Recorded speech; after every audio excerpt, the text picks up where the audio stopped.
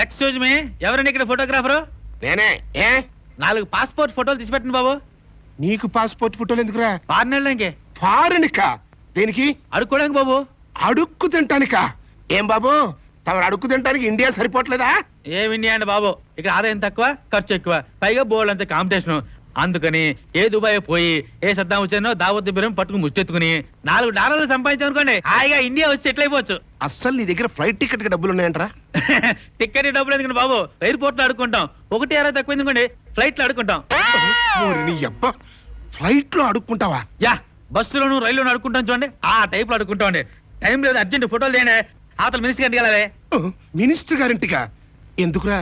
అడుక్కోవడానికి బాబు. నీ లెవెల్ కి మినిస్టర్లు, పాస్పోర్ట్లు, ఫారెన్లు, ఫ్లైట్లు చెప్పు.